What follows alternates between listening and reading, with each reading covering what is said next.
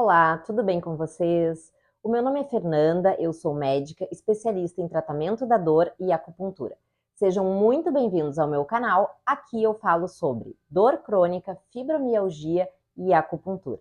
E hoje eu vou falar com vocês sobre uma doença muito prevalente e que muitas vezes apresenta falhas no seu tratamento e os pacientes chegam no consultório questionando o porquê. Por que eu não melhoro?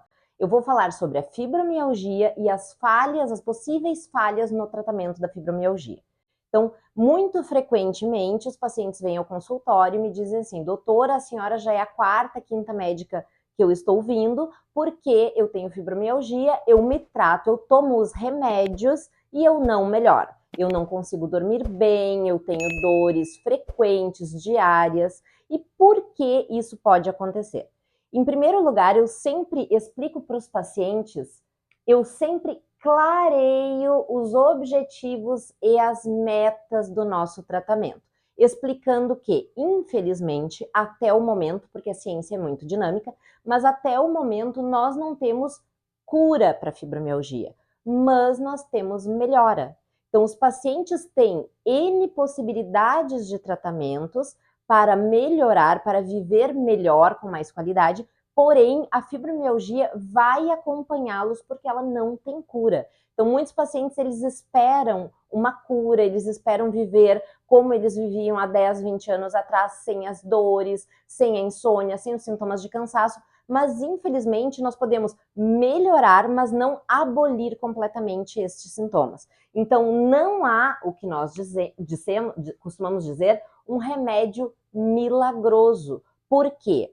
A fibromialgia, ao contrário de muitas outras doenças, como a hipertensão, como a diabetes e a hipertensão possuem remédios próprios, antidiabéticos, orais, insulina, injetável. Hoje em dia tem muitas outras medicações mais modernas, inclusive. Para pressão, nós temos os antihipertensivos, que são classes específicas de medicamentos. Porém, infelizmente, nós não temos remédios específicos para fibromialgia, nós não temos antifibromiálgicos. Então, o que nós fizemos? O que a medicina faz? Ela adapta medicamentos de outras classes, principalmente antidepressivos e anticonvulsivantes, para o tratamento da fibromialgia. Então, são antidepressivos que melhoram dor, que melhoram a ansiedade ou que induzem o sono, anticonvulsivantes da mesma forma que melhoram a dor, que melhoram o sono, mas são medicamentos de uso deslocado, eles não são específicos para fibro.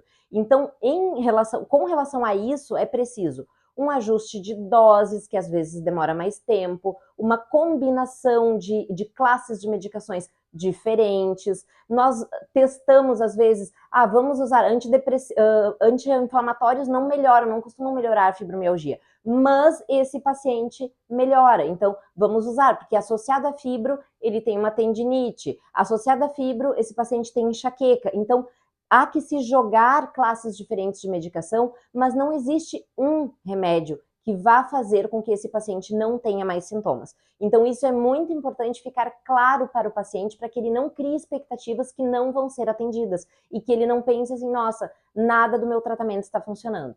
Então, importante deixar isso claro e ser bem honestos com os nossos pacientes. Uma outra questão importante e de difícil manejo para nós médicos é a questão de convencer o paciente de que não só a medicação vai ajudá-lo, mas um outro pilar importantíssimo no tratamento da fibromialgia é a atividade física, são os exercícios. E o paciente, geralmente fibromiálgico, possui o que nós chamamos de cinesiofobia. O que vem a ser a cinesiofobia? É o medo do exercício, o medo da atividade física. Por quê? Porque se eu me exercitar, eu posso ter mais dor. Assim como nós, pessoas que não têm fibromialgia, ao iniciar uma academia, ao iniciar um exercício físico, vai ter, no início, mais dor muscular. Depois aquilo vai adaptando. O paciente fibromiálgico, ele vai ter isso potencializado. Então, um paciente sedentário que começa o exercício, ele vai ter dor. Então, ele precisa começar de forma lenta, de forma gradual, supervisionada, não pode começar querendo correr ou andar 10 quilômetros de bicicleta, por exemplo, tem que começar com caminhadas, com exercícios aeróbicos, dentro da limitação de dor que esse paciente possui. Não deve começar exercícios na crise de fibromialgia, mas ele deve se exercitar, ele precisa se exercitar. E isso, muitas vezes, é a contrapartida do paciente que ele tem dificuldade de fazer. Então, não, eu vou tomar o remédio, mas eu não quero fazer o exercício. E é necessário, o exercício hoje é visto como um dos principais, talvez mais importante do que a própria medicação para o tratamento, para o manejo das crises de fibromialgia, para evitar, no caso, né, que o paciente tenha crises de fibromialgia. Então, é muito importante essa conversa clara e que seja dito para o paciente que ele precisa fazer exercícios e que ele tenha um acompanhamento até do médico no sentido de quando iniciar, como iniciar e de um profissional, no caso da área, né, da educação física, enfim, na academia, ou que isso seja programado da melhor maneira. Alimentação, um outro pilar fundamental, a alimentação e o hábito intestinal. Muitas vezes os pacientes reclamam dessa questão de não melhorarem, mas a gente vai checar o que esse paciente anda comendo, como é que está o hábito intestinal, porque nós sabemos que a fibromialgia muitas vezes ela vem associada com a síndrome do intestino irritável. A gente tem que questionar se esse paciente é intolerante à lactose ou pesquisar se esse paciente é intolerante à lactose, se ele come uma dieta rica em fibras, se ele costuma comer proteína. A proteína é muito importante na fibromialgia para manutenção da massa muscular, para que não haja atrofia muscular e piora da dor. A gente tem que saber se esse paciente ele é um constipado crônico. Por quê? Porque nós sabemos também que o intestino é um dos grandes produtores de serotonina. E a serotonina é um neurotransmissor que tanto modula dor a nível cerebral, quanto modula transtornos de humor. Então, ela melhora a ansiedade, melhora a depressão e melhora a dor. Se eu tenho um intestino que não está secretando serotonina de forma adequada por conta de uma dieta que não está condizente com a condição do paciente, eu vou ter, talvez não uma piora, mas esse paciente ele vai ficar patinando e ele não vai conseguir melhorar. Então, é uma conjuntura de fatos que vão levar esse paciente a ter um resultado promissor, e não somente medicamentos. Além disso, né, pessoal, há que se investigar deficiências hormonais. Pacientes, por exemplo, com hipotireoidismo, com problemas na tireoide, eles tendem a ter mais dor, eles tendem a ter mais fraqueza muscular, dependendo, né, da dosagem desses hormônios. Então, pode atrapalhar o tratamento. Às vezes, o tratamento da fibromialgia está adequado, mas ele tem um hipotireoidismo descompensado. Então, ele precisa regular os hormônios da tireoide, que tem uma relação muito direta com fibromialgia. Hoje em dia, as pesquisas estão nos mostrando cada vez mais isso.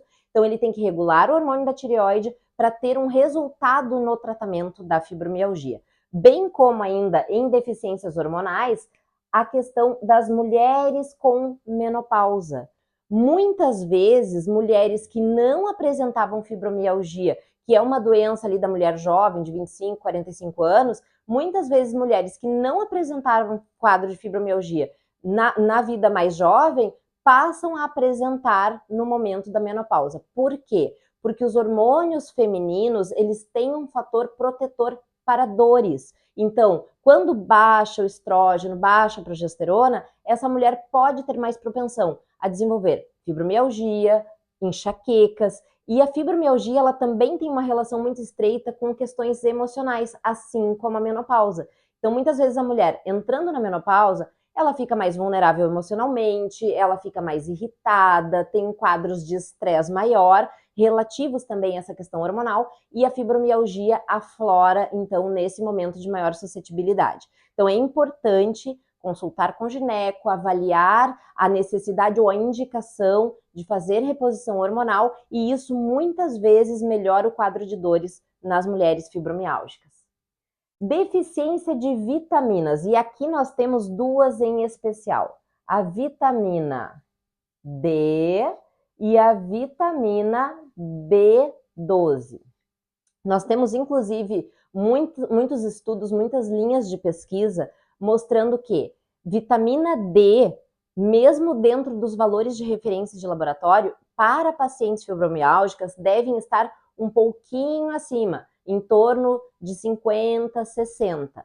No caso da vitamina B12, que tem também uma relação direta com ganho de massa muscular, com dores musculares, com questões cognitivas, sintomas emocionais, cansaço. Toda a deficiência de vitamina D, ela pode trazer sintomas relacionados a essas áreas. Quando o paciente tem vitamina D deficiente, deve ser suplementada, e algumas pesquisas nos mostram que mesmo níveis normais, dentro de valores de referência, deve-se fazer a suplementação e o paciente observa uma melhora cognitiva, uma melhora nas dores musculares e no cansaço. Então é muito importante investigar também laboratorialmente. A gente sabe que a fibro, ela não tem um exame que mostre tenho fibromialgia porque meu exame deu positivo, mas nós sabemos que diversos exames colaboram com a suplementação de algumas vitaminas, de hormônios, como o da tireoide, que eu mencionei anteriormente. É importante ver se esse paciente não tem anemia, não está diabética. Então, tudo isso faz com que o tratamento ele seja mais assertivo e mais resolutivo. Dormir bem, que hoje em dia também é algo bastante raro, né? Perguntarmos para os pacientes, tem dormido bem? Principalmente na fibromialgia, que o paciente tem aquele quadro de dor, e aí ele não consegue aprofundar o sono, e ele se vira a noite inteira para arranjar uma posição melhor para ter menos dor. Então, a insônia, ela é muito prevalente na fibromialgia, ela faz parte do quadro, inclusive, diagnóstico da fibromialgia. Nós questionamos, tem insônia? Já é um indicativo, né? Dor muscular, insônia, sintomas depressivos, é um indicativo de fibromialgia.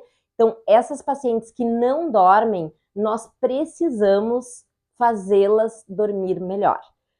Sempre evitando, né? Sempre evitando o uso de hipnóticos, de medicamentos que possam causar dependência ou tolerância. Mas essa paciente precisa dormir, seja regularizando uma prática de exercícios, seja fazendo medidas de higiene do sono, deixando o ambiente mais escuro, tomando um banho quente antes de deitar, indo para a cama somente quando estiver com sono, diminuindo o uso, então, de celulares, de televisão, até 1 hora antes de dormir. Então, medidas de higiene do sono, uma rotina de sono, de dormir sempre no mesmo horário, procurar acordar no mesmo horário, utilizar-se de chás de camomila, para fazer esse relaxamento. Então, o escaldapés é algo que eu também costumo indicar para os pacientes, porque melhora muito, dá uma sensação de relaxamento, inclusive com diversos artigos científicos nessa linha.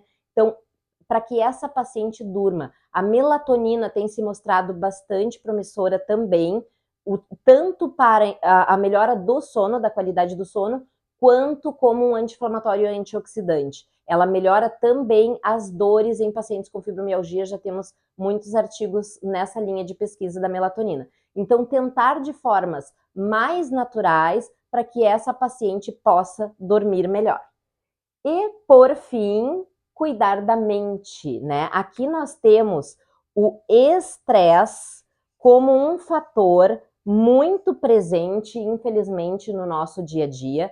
Nós temos a adrenalina lá em cima, o que nós chamamos, então, do sistema nervoso simpático, cortisol, noradrenalina, sempre lá em cima. Nós passamos o dia agitados, preocupados, com o trânsito, com o atraso, com produção no trabalho, com os filhos, enfim, e nós não conseguimos muitas vezes relaxar.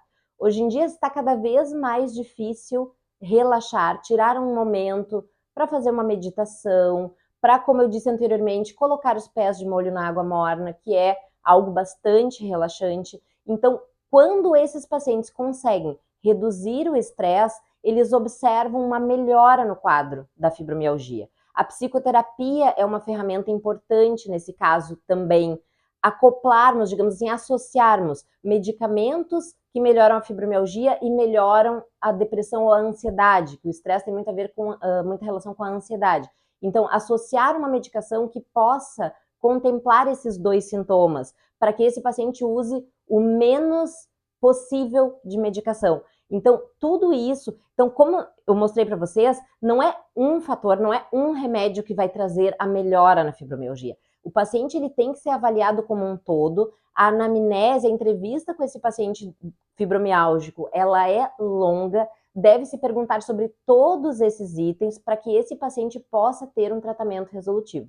E no consultório, eu sempre utilizo da acupuntura no tratamento desses pacientes, porque ela melhora o sono, melhora a ansiedade, melhora os sintomas depressivos quando associados, as dores musculares desses pacientes. Quando o paciente tem algum distúrbio digestivo ou é um paciente que sofre de enxaqueca associada à fibromialgia, observa-se melhoras importantes nesses quadros, nessas comorbidades associadas à fibromialgia.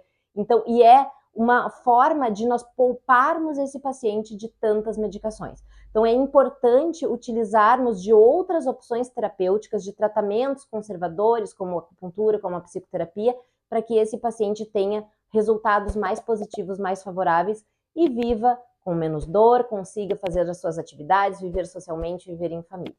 Espero que vocês tenham gostado desse vídeo, espero que tenha esclarecido sobre os porquês das possíveis falhas no tratamento da fibromialgia e se conhecerem alguém que esteja passando por essas dúvidas, o que eu faço para melhorar, possam estar compartilhando e ajudando mais pessoas a viver com menos dor e mais qualidade de vida. Um grande abraço.